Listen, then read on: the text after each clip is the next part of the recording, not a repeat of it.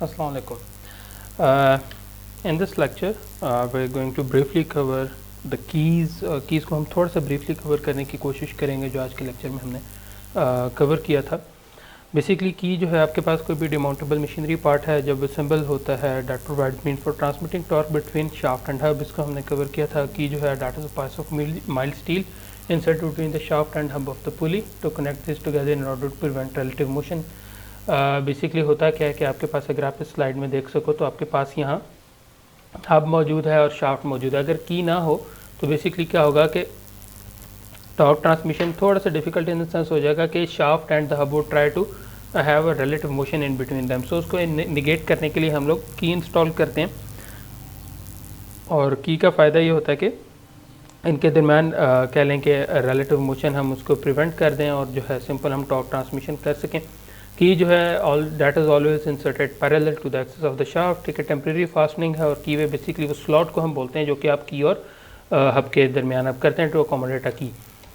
उसके बाद इसकी 5 डिफरेंट टाइप्स हैं जिनमें संक की है, सैडल की है, टेंजेंट की है, राउंड की है, सप्लाइंस हैं. सप्लाइंस स्पेसिफिक या स्पेशल सॉर्ट ऑफ की जो स्पेशल ओकेजन्स पे पर्पसेस के लिए यूज़ किए जाते हैं. जिस तरह आप मूवीज़ वगैरह में देखते हो कि स्पेशल ये की है वो इंसर्ट करता है तो आपके पास कोई दरवाज़ा ओपन हो जाता है. व्हाट्सएवर क्लासिफिकेशन करें तो 3 तरह की कैटेगरीज में क्लासीफाई हो जाती हैं. या तो पैरेलल होंगी कि यानी कि उसका रेक्टेंगुलर क्रॉस सेक्शन होगा और वो यूनिफॉर्म होगा जिस तरह आप लोगों के फर्स्ट क्रॉस सेक्शन में नज़र आ रहा है.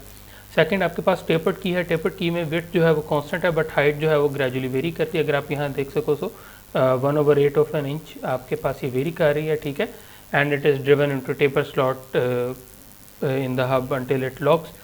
ठीक है, और इसको यानी कि कह लें कि आप तब तक आप इसको टेपर करते हैं तब तक आप इसे मूव कराते हैं जब तक वो लॉक नहीं हो जाती in between the shaft and the hub.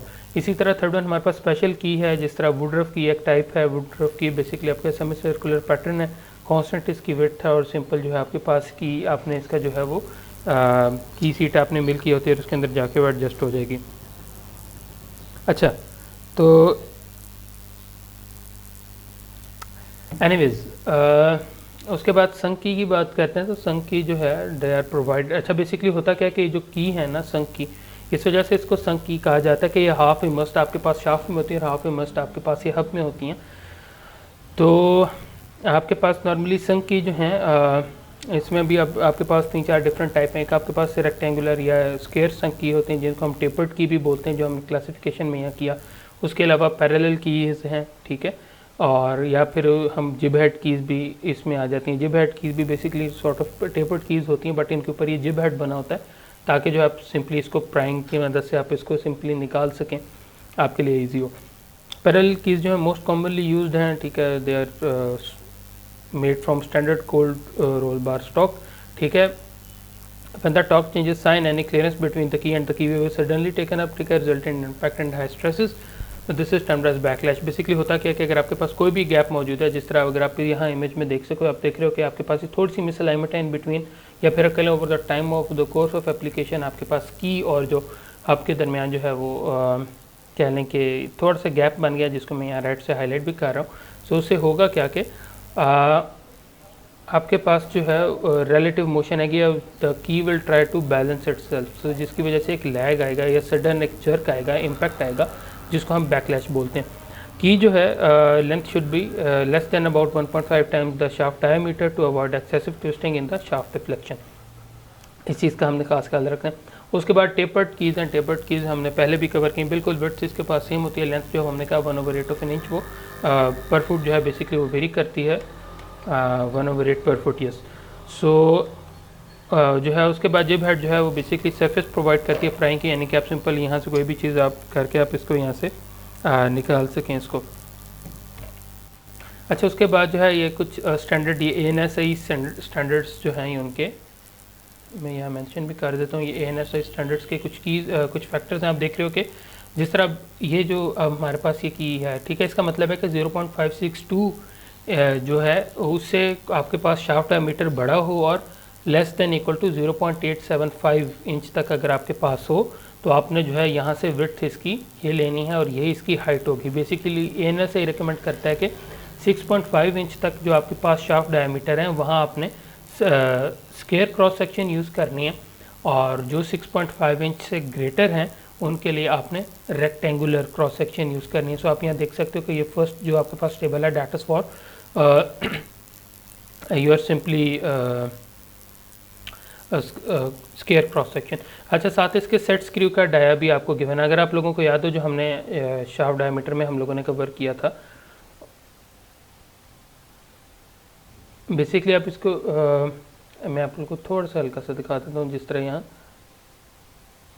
ये देख रहे हो सेट स्क्रू लॉकिंग हमारे पास थी कि सेट स्क्रू की मदद से आप लॉक करते हो। बेसिकली यहाँ की वेज हम सेट स्क्रूज की मदद से कीज़ को भी हम लॉक कर देते हैं शाफ्ट के अंदर ताकि उसमें रिलेटिव मोशन ना हो। अच्छा, उसके बाद जो है हमने बात की वुडरफ कीज़ की। वुडरफ बेसिकली हमने कहा था स्मॉलर शाफ्ट के अंदर यूज़ होती है। की वे इसका थोड़ा सा डीपर है और ये भी बेसिकली हाफ संक होगी। उसके बाद जो है ये इसका चार्ट है, इसमें हमने बात की थी कि आपके पास ये जो नंबर है लेट से जिस तरह ये 808 है, सो जो फर्स्ट नंबर है 8 that is basically divided by 32, वो बेसिकली 1/32 ऑफ एन इंच है, ठीक है, हम उसको बोलते हैं, ठीक है। और ये बेसिकली मेंशन कर रहा होता है इसकी विड्थ को। तो और ये वाला 8 जिसको मैंने अभी एनसर्कल किया, जो दूसरा 08 बचता है उसको आप डिवाइड करोगे 8 से तो वो आपके पास आ जाएगी लेंथ, और ये भी आपके पास 1/8 ऑफ एन इंच इसको हम बोलते हैं, ठीक है। सो इस तरह से जो हम यूँ मेंशन कर सकते हैं वीएन के वुडरफ के जो हमारे पास की नंबर है वहाँ से हम बता सकते हैं विड्थ और लेंथ क्या है, और हाइट जो है वो डिफरेंट है। उसके बाद डिफरेंट तरह के कीवेज हो सकते हैं। जिस तरह फर्स्ट वन आप देख रहे हो कि दोनों साइड पे इसको मिल किया गया है, या आपके पास ये भी हो सकता है कि आप इसको एक साइड पे मिल करो, या ऐसे भी हो सकता है कि आप जो है टुवर्ड्स इनसाइड आप जो है इसको हल्का सा राउंड ऑफ कर दो, या फिर ये हो सकता है कि आप टुवर्ड्स इनसाइड आप रेक्टेंगल रहने दो और दूसरी साइड से आप इसे राउंड ऑफ कर दो। तो ये हमारे पास जो है ये सिंगल एंडेड है और फर्स्ट वन हमारे पास ये डबल एंडेड है। दो तरह की हमारे पास फोर्सेज एक्ट कर रही होंगी, जिसमें एक हमारे पास शियर फेलियर है और एक हमारे पास बेरिंग स्ट्रेसेस हैं। बेरिंग स्ट्रेस की एग्जांपल हम पहले देख लेते हैं कि आपके पास जो है, क्योंकि हमने बात की कि की जो है वो हाफ इमर्स्ड होगी। अगर मैं यहाँ एक लाइन ड्रॉ करता हूँ सो आप इसको नोट करो कि हाफ जो है वो की के अंदर मौजूद है और हाफ जो है वो हब के अंदर मौजूद है।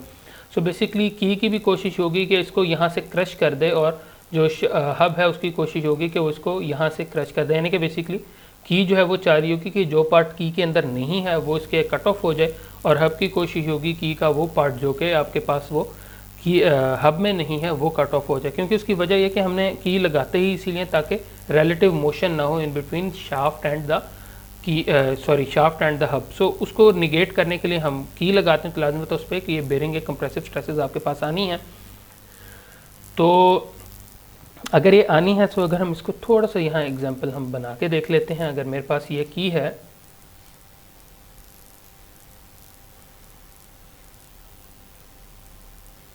और ये जो है इसकी ये डायमेंशन विड्थ है और ये इसकी हाइट है और ये इसकी लेंथ है। सो आप देख रहे हो जो हाइट और लेंथ वाला जो क्रॉस सेक्शन जिसको भी मैंने हाईलाइट किया है रेड से, सो बेसिकली इसके ऊपर फोर्सेज एक्ट कर रही होंगी, ठीक है। ये चूँकि इसके परपेंडिकुलर है so that would be called as basically sort of compressive forces एक तरह से एक्ट कर रही होती हैं इस डायरेक्शन में, थोड़ी सी इस डायरेक्शन में होती हैं, क्योंकि बेसिकली ये आपके पास ये टुवर्ड्स इनसाइड इसको पुल कर रहा है। सो कंप्रेसिव स्ट्रेस है एक तरह से, और ये बेसिकली एरिया ऑफ बेरिंग होगी। एरिया ऑफ बेरिंग जब हम लेंगे ना तो इसमें हम हाफ हाइट लेंगे, क्योंकि हाफ हाइट जो है वो आपके पास वैसे ही इमर्स्ड होगी। या अगर हम की भी बात कर लेते हैं, सॉरी शाफ्ट की बात भी कर लेते हैं, तो बेसिकली सिर्फ हाफ पार्ट है उसके ऊपर ये फोर्स लगा रहा होगा, बाकी हाफ पार्ट तो हब के अंदर इमर्स्ड है, ठीक है। सो इस वजह से, और इसी तरह अगर हम अब शेयर वाले की बात करें सो आपके पास ये जो इसका बिल्कुल बॉटम पार्ट है, जिसको मैं यहाँ फर्स्ट करें मैं कुछ इस तरह से ग्रीन से हाईलाइट करता हूँ, ये पार्ट, और इसी तरह ये जो नीचे इसके पार्ट है। सो ये वाला अगर आप इसकी क्रॉस सेक्शन देखो तो ये आपके पास कुछ इमेज कुछ इस तरह से बनेगा। ये लेंथ है और ये इसकी विड्थ है। अब इसके ऊपर लाजमी तक फोर्स आपके पास कुछ इसी डायरेक्शन में ही लग रही है, ठीक है। सो ये बेसिकली एरियाज के पैरेलल है। सो ये भी आपके पास जो है ये शेयर फोर्स कहलाएगी, ठीक है। और बेसिकली वो area that is being cut by the share.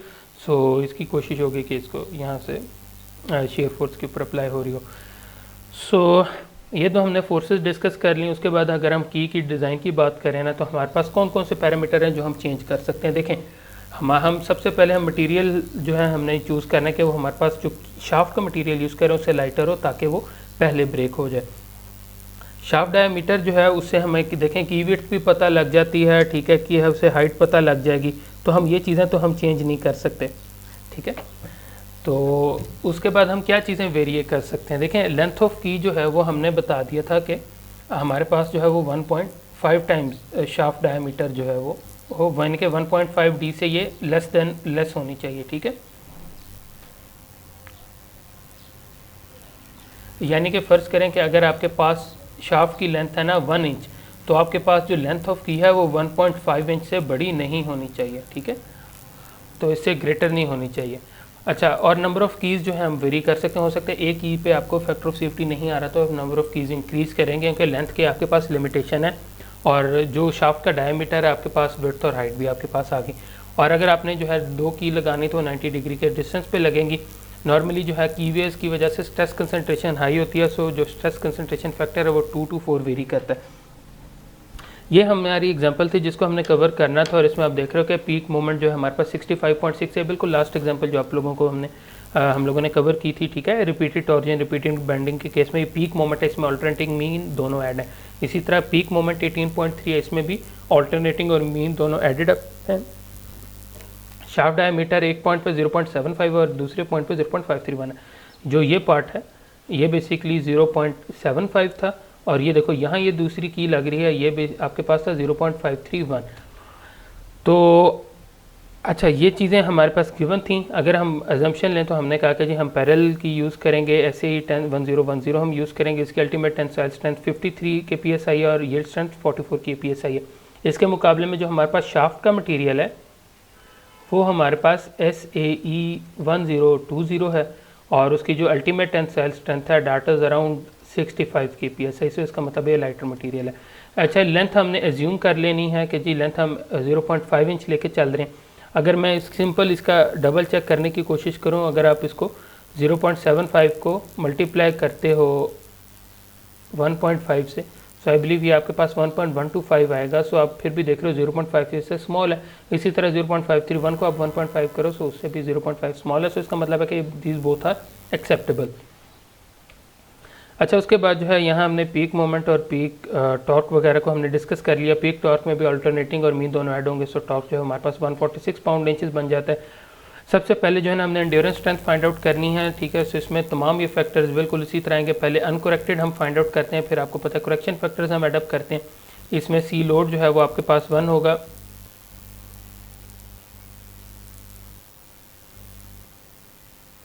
Size भी 1 होगा, सरफेस जो है वो तकरीबन 0.86 समथिंग ये बनता है, और इसी तरह 16864 आएगा। सो टेम्परेचर 1, रिलायबिलिटी 1। सो आपके पास जो करेक्टेड एंड्योरेंस स्ट्रेंथ है वो 22990 आ जाती है। उसके बाद हमने की विड्थ और हाइट फाइंड आउट करनी है। जो फर्स्ट वन हमने फाइंड आउट की वो हमारे पास थी at point D, second one हमारे पास थी एट पॉइंट बी। ये फॉल इन करती है, विड्थ और हाइट वही है क्योंकि स्क्वायर क्रॉस सेक्शन है। उसके बाद हमने अल्टरनेटिंग और मीन स्ट्रेस हमने फाइंड आउट किया। हमारे पास अल्टरनेटिंग जो है कह लें कि कंपोनेंट हमारे पास, सॉरी, अल्टरनेटिंग और मीन फोर्स हमने फाइंड आउट करनी थी। सो बेसिकली हमारे पास टॉर्क मौजूद है, उसको आर से डिवाइड करेंगे, सो आपके पास जो है वो पॉइंट बी के लिए आ जाएंगे अल्टरनेटिंग और मीन कंपोनेंट, इसी तरह पॉइंट डी के लिए आ जाएगा। फिर हमने उसके शेयर फोर्स हमने इनकी फाइंड आउट करनी है एरिया ऑफ शेयर के थ्रू।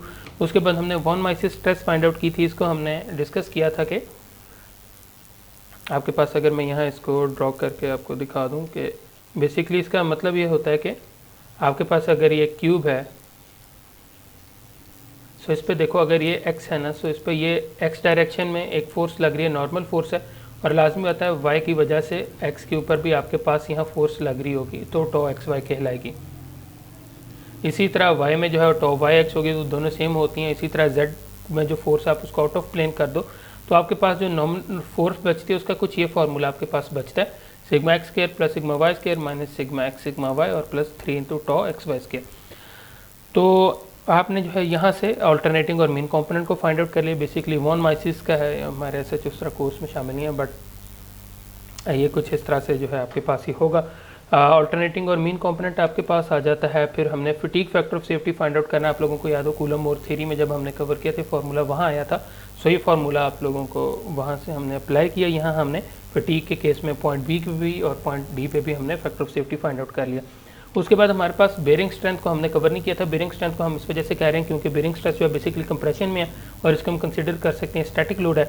और अगर हमने जो है मैक्सिमम फोर्स फाइंड आउट करते हो हमने स्ट्रेस फाइंड आउट करनी है, सो उसमें हम दोनों फोर्सेज जो हमने अल्टरनेटिंग और मीन हमने फोर्सेज फाइंड आउट की थी, सो उसको हम यहाँ यूटिलाइज करेंगे। और यहाँ अगर आप देखो तो हमारे पास जो एरिया है वो आप देख रहे हो कि विड्थ जो हाइट है वो कम होगी, हालांकि एक्चुअल जो है 0.187 था और इसको हमने जो है हाफ किया, क्योंकि हाफ एरिया जो है वो इमर्स्ड होता है हब में और हाफ एरिया इमर्स्ड होता है शाफ्ट में, सो इस वजह से हम हाफ कंसिडर करेंगे इस केस में। और इसी तरह जो दूसरी पॉइंट डी के केस में वो भी आप देख रहे हो कि हाफ है, बट जो लेंथ है वो आपके पास 0.5 इंच वो एज इट इज़ है।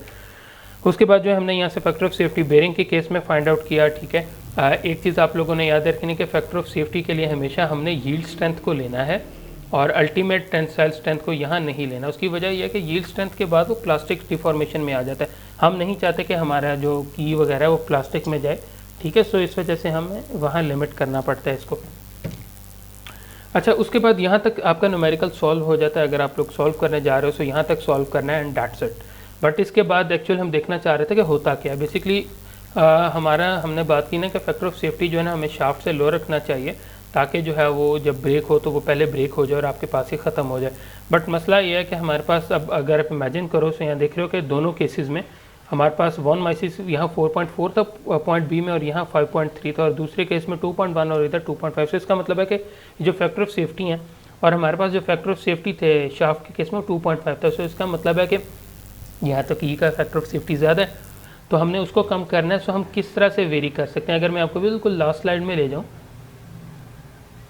और हम इस फार्मूला को देखते हैं। यहाँ अगर आप देखो इसमें कौन कौन सी चीज़ें चेंज कर सकते हैं, देखें जो हमारे पास SF है एंड्योरेंस स्ट्रेंथ वो भी नहीं चेंज हो सकती, अल्टीमेट टेंसाइल स्ट्रेंथ भी नहीं चेंज हो सकती, मेन टॉर्क भी वैल्यू चेंज नहीं हो सकती, ठीक है। अल्टरनेटिंग भी नहीं चेंज हो सकते, ठीक है, ना ही मीन चेंज हो सकता है। जो वैल्यू चेंज हो सकती है फैक्टर ऑफ सेफ्टी के लिए वो आपके पास आ जाती है। ये जो फटीग स्ट्रेस कंसंट्रेशन फैक्टर्स हैं KF, KFS, M वगैरह, इनको हम चेंज कर सकते हैं।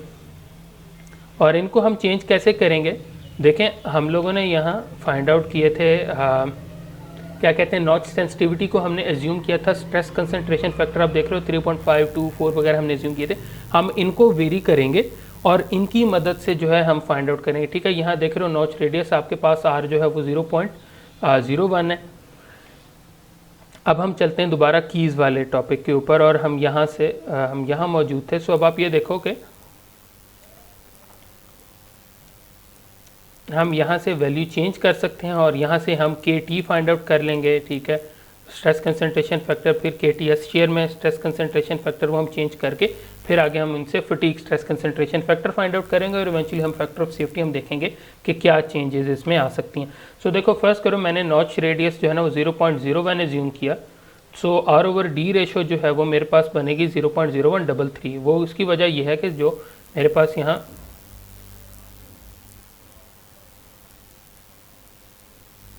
जो पॉइंट बी है उस पर आप देख रहे हो कि मेरे पास जो रेडियस है डैट वॉज अराउंड सॉरी हाँ ये देख रहे हो 0.75 था, हमें क्वेश्चन की स्टेटमेंट में गिवन था।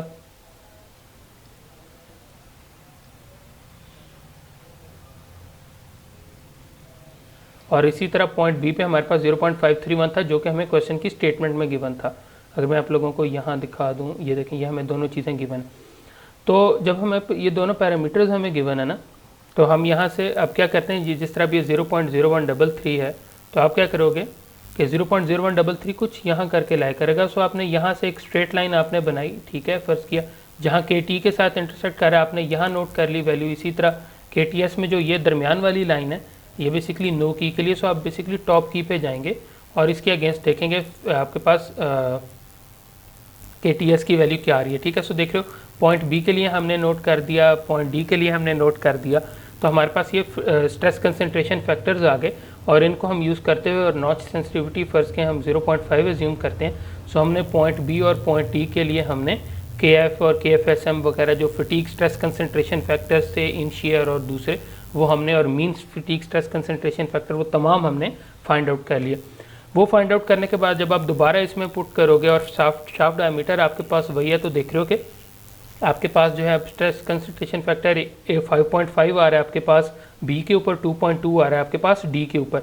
अगर आप यहाँ से देखो तो हमारे पास 5.3 आ रहा था बी के ऊपर, से इसका मतलब है पॉइंट बी पे तो अब बिल्कुल सही हो गया, मगर पॉइंट डी पे फटीग स्ट्रेस कंसंट्रेशन फैक्टर कम हो गया।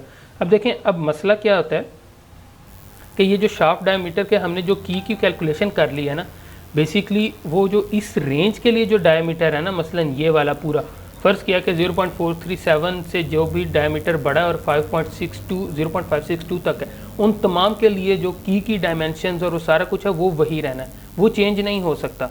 तो बजाय इसके कि हम दोबारा से शाफ्ट डायमीटर हम कोई नया एज्यूम करें और दोबारा यानी कि हम इतना बड़ा करें और चेंज करें, तो उसका ज़्यादा बेहतर होता है कि जो इस लिमिट का जो मैक्सिमम वैल्यू मसलन 0.562 इंच है, क्यों ना हम हिट एंड ट्रायल पे हम शाफ्ट डायमीटर कह दें कि जी अब मेरा पॉइंट डी के ऊपर शाफ्ट डायमीटर 0.562 है और मैं जो है ना अब इसको फाइंड आउट कर लेता हूँ।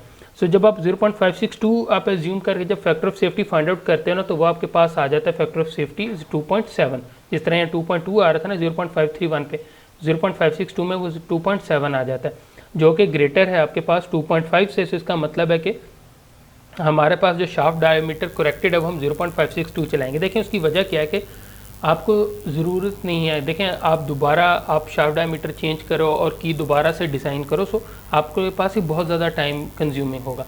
आप लोगों ने जब एक बार कर लिया सो आप बेसिकली उस रेंज को यूटिलाइज करें ना, क्योंकि वो जो पूरी रेंज है उसके अंदर शाफ्ट डायमीटर नहीं चेंज हो रहा होना, और ना ही आप लोगों को ये भी देखें अब 0.531 है, ज़रूरी नहीं है कि आप 0.531 पे करें फिर 535 पे करें, इससे ज़्यादा बेहतर है कि आप जो मैक्सिमम लिमिट है आप उसके ऊपर फाइंड आउट करके देख लें।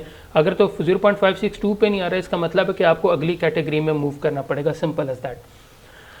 तो ये तो था हमारे पास कीज़ के हवाले से। उसके बाद हमने कपलिंग्स को कवर किया था कि कपलिंग बेसिकली हमारे पास ड्राइवर शाफ्ट और ड्रिवन शाफ्ट जो है, अगर उसमें हमने टॉर्क ट्रांसमिट करना, फॉर एग्जांपल अगर ये ग्रीन में आप देख रहे हैं कि मैं एक शाफ्ट टॉर्क कर रहा हूँ, ये बेसिकली मेरे पास ड्राइवर शाफ्ट है, और इसी तरह जो है यहाँ दूसरी साइड पे मेरे पास यहाँ ड्रिवन शाफ्ट होगी।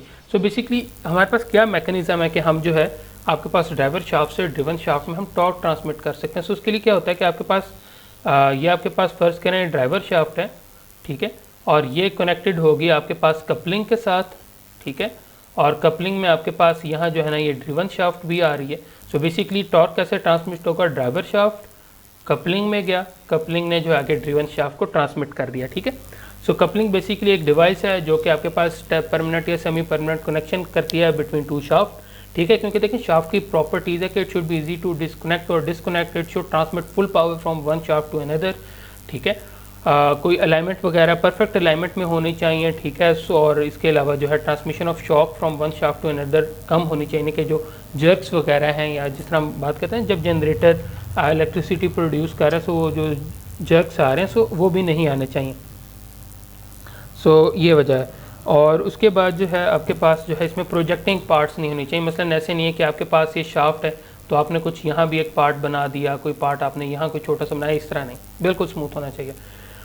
अच्छा, उसके बाद जो है हम बात कर लेते हैं कपलिंग की। सो कपलिंग की दो कैटेगरीज हैं, एक रिजिड कपलिंग है, कंप्लाइंट कपलिंग है, ठीक है। रिजिड कपलिंग में सेट स्क्रू कीट क्लैंप है, कंप्लाइंट के अंदर jaw, flexible disc, gear spline, helical and balance linkage और यूनिवर्सल है। रिजिड कपलिंग क्या करती है कि दोनों शाफ्ट को जो है ना वो फिक्स कर देती है, दोनों के दरमियान रिलेटिव मोशन नहीं होने देती। हम थोड़ी बहुत एक्सियल एडजस्टमेंट कर सकते हैं। फॉर एग्जांपल मतलब ये कि ये दोनों शाफ्ट है, अगर आपने किसी की लेंथ इसको थोड़ा सा बाहर निकालना है, इसको थोड़ा सा अंदर करना है, हम वो एडजस्टमेंट एक्सियली कर सकते हैं, बट हम बाकी एडजस्टमेंट नहीं कर सकते। ये उस जगह पे यूज़ की जाती है जहाँ एक्यूरेसी वगैरह आपके पास फॉरमोस्ट इंपॉर्टेंस की होती है, और इसको जो है आप कह लें कि coupled shaft axis must be adjusted with precision to avoid inducing large side forces and moment वगैरह लाने, तो इसको प्रॉपर आपने अच्छे से इसको एडजस्ट करना होता है, ठीक है, ताकि कोई आपके पास कोई एक्स्ट्रा फोर्सेस कुछ इस तरह की ना आ सकें। सबसे पहली एग्जांपल है सेट स्क्रू कपलिंग, यानी कि इसमें आप देख रहे हो कि सिंपल स्क्रूज हैं, आपके एक साइड पे ड्राइवर शाफ्ट आएगी, एक साइड पे ड्रिवन शाफ्ट आएगी, दोनों को आपने सेट स्क्रूज की मदद से टाइटन अप कर दिया और जो है वो सिंपल इसमें एक्ट करेगा। बट ये लाइट लोड एप्लीकेशन के लिए यूज़ होती है, हैवी लोड्स के लिए नहीं यूज़ होती। उसके बाद हमारे पास कीट कपलिंग्स हैं, आप इसमें देख रहे हो कि यहाँ आपके पास ये कीवे भी बना हुआ है, जिसको मैं ये ग्रीन से हाईलाइट कर रहा हूँ। इसी तरह हाफ आपके पास इमर्स्ड होगा आपके पास की के अंदर। अच्छा, इसमें जो है हम क्या करते हैं, मफ कपलिंग के अंदर भी हम बोल्ट्स वगैरह सेट स्क्रूज यूज़ करते हैं, जिस तरह आप यहाँ देख रहे हो कि ये स्क्रूज ये मौजूद हैं। तो बेसिकली हमें करना क्या चाहिए कि की के अंदर भी हमें होल करने चाहिए ताकि जो है वो स्क्रू प्रॉपर इसके साथ लिंकअप हो जाए, ना कि जो है आपके पास वो फ्रिक्शन की बेस पे यानी कि उसके ऊपर वो अड़े हों। सो ताकि उनके ओवर द टाइम वाइब्रेशन की वजह से वो फिर लूजन अप हो जाएंगे। उसके बाद ये स्लीव कपलिंग है, आप देख रहे हो ड्राइव शाफ्ट, ड्रिवन शाफ्ट है, स्लीव है, इसमें होल्स हैं हमने बोल्ट्स वगैरह के लिए किए हुए, ठीक है, जो कि इसके साथ अटैच हो सकते हैं।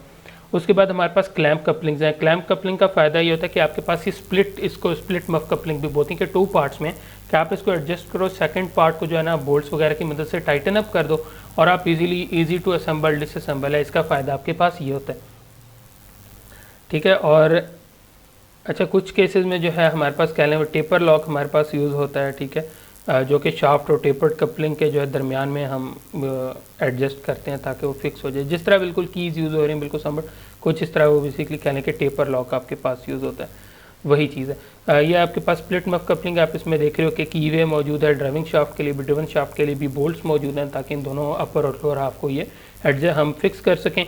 उसके बाद फ्लैंज कपलिंग है जो कि मोस्ट इंपॉर्टेंट है, जो कि बेसिकली यूज़ होता है 2 डिफरेंट हमारे पास ये फ्लैंजेस हैं। ये जो पार्ट आपको ये बड़ा वाला नज़र आ रहा है दैट इज़ कॉल्ड फ्लैंज, और ये जो स्मॉल वाला है इसको हम हब बोलते हैं, ठीक है। ये मैं इसके ऊपर हब लिख भी देता हूँ, ये हब है आपके पास और ये दूसरे फ्लैंजेस हैं। सो फ्लैंज जो है बेसिकली आपके पास ये शाफ्ट के ऊपर हम कह लें कि माउंट करते हैं और की वगैरह के साथ इनको एडजस्ट कर देते हैं।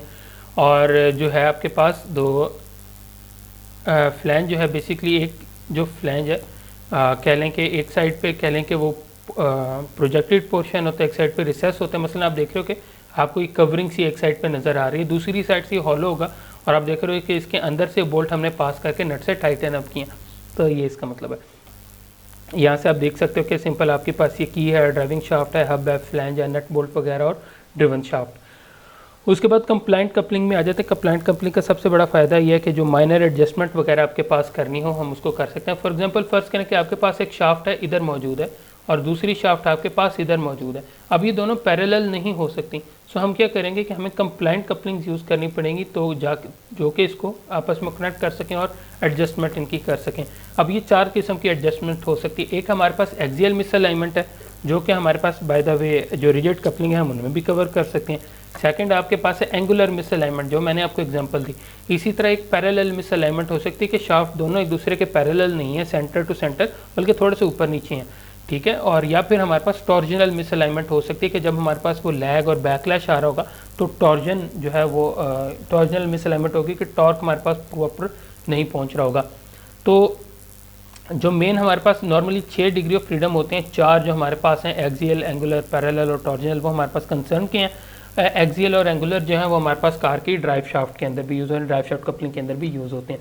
अगर आप यहाँ से देख सको so torsional misalignment occurs dramatically when a driven load attempts for lead और लैग द ड्राइवर, वो हमने बात की कि वो क्यों लीड और लैग करेगा, ठीक है।